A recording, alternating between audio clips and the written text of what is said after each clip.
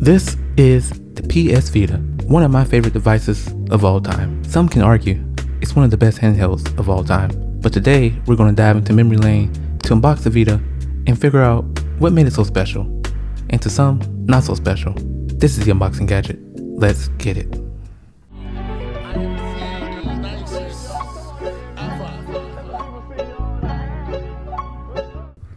Alright, guys and girls, here it is. We have the PS Vita. Now technically, this is the slim version, but it's still a part of the Vita family, and it still deserves its stripes and stars. And this blue version, I always thought was so sick. Having the PSP 1000 in black, I had a PSP Go, no, I technically still have a PSP Go in white. I had an original Vita in black. Adding this blue makes it pop out, and it's a cool color to have as part of the PS Vita family. Okay, so taking out the box brings back a time when handhelds didn't have a lot of options. In my opinion, you had this or the 3DS. There wasn't that many options at that time, considering we have Steam Decks, Rogue Allies, a whole lot of different products now. I was a Nintendo fan at the time. I wasn't really checking out the Vita. I had my fun with the PSP and kind of moved on out of the Sony world and went to Nintendo with the 3DS. But I'm bringing it back and I have a Vita, so I want to try it out, see how it is, and really give it its true test in today's time. And so far I can say it really feels good. And I honestly forget how cool the Vita was, even for the time being. The Vita is a really cool device. Now granted, this one doesn't have the OLED screen, but I think it's a really capable device. Okay, so now that we got it out the box, man, this thing is really nice. Honestly, it can compete with the handheld devices in today's time. It comes with a lot of stuff. You have the touchpad on the back, comes with a rear camera. Of course, this one has the LCD screen, which is the 2000. But you got the left analog stick, the D-pad, the triggers at the top, front camera. This thing came with a lot for the time. So it's a pretty impressive device, and honestly, it pretty much still stands up to today's time. Now, as we get this thing turned on, I do want to forewarn you, I'm going to ramble.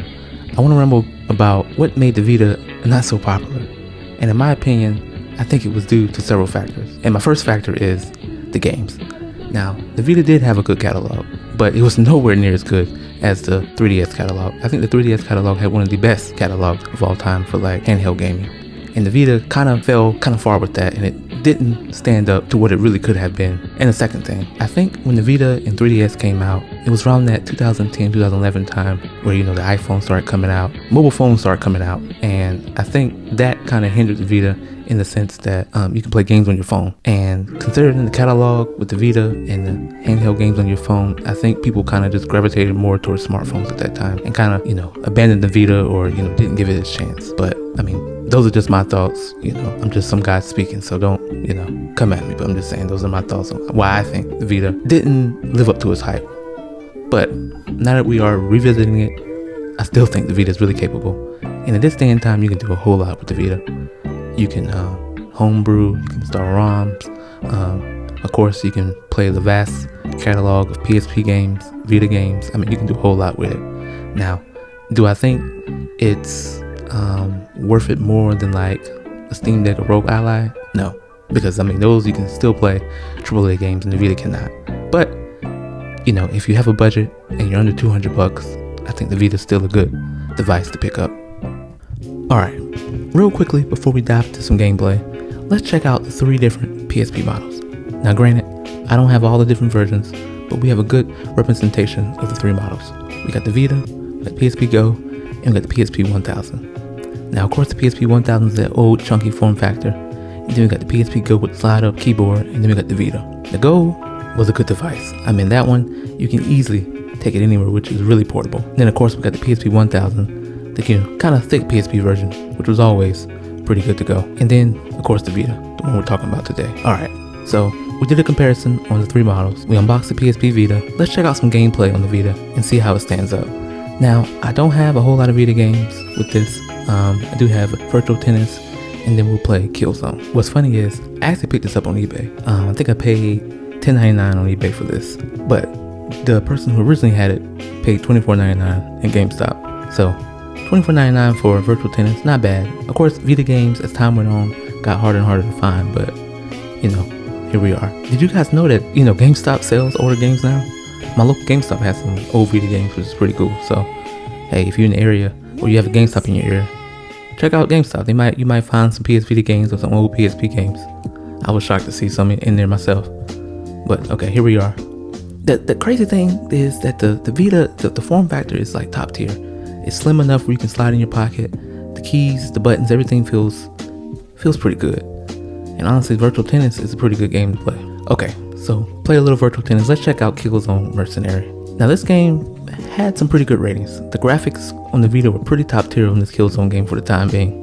And then the mechanics of the shooting was actually really good. So we'll check this out and see how that goes.